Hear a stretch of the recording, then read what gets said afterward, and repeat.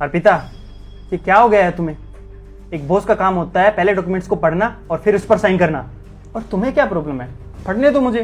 Sir problem ये है कि आप मुझ पे शक कर रहे हैं। आपको अब मुझ पे ट्रस्ट इशू होने लगा।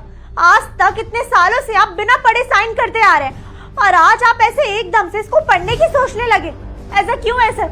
मैं दिन रात इस ऑफिस में मेहनत करती हूँ, काम करती रहती हूँ और आप इन छोटे से डॉक्यूमेंट्स के चक्कर में मुझ पे शक कर रहे हैं। नहीं सर, अब ना मेरी सेल्फ रिस्पेक्ट की बात है। आप मुझ पे शक करें, मैं इस कंपनी में और जॉब नहीं कर सकती। दीजिए। अरे तुम पढ़ने क्यों नहीं दे रही हो? पागल हो गई क्या? छोड़ो। सर आप बदल गए, मुझे नहीं करनी यहाँ पर जॉब। अर्पिता, तुम पागल हो गई हो क्या? तुम्हारी हिम्मत कैसे हुई मेरे हाथ से फाइल छीनने की? तुम्हें पता नहीं है क्या तुम अपने बॉस से बात कर रही हो?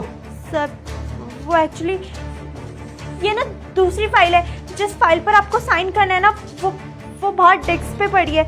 मैं वो ले आती हूँ, आप उस पर साइन कर दीजिए। अच्छा, एक बात बताओ, क्या लिखा है इस फाइल में जो तुम मुझे पढ़ने नहीं दे रही हो? और ये दूसरी फाइल है ना, तब भी मुझे पढ़ना है। मुझे देखना है इसके अंदर क्या लिखा है।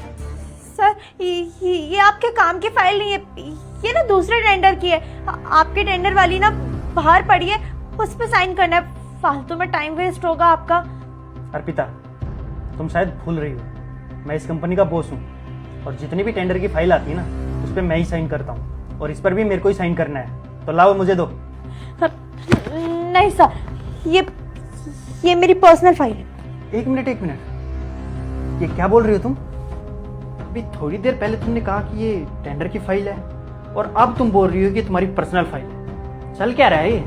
अब तो मुझे फाइल देखनी ही पड़ेगी। सर प्लीज ये वापस दे दीजिए file. Sir please. Company transfer file?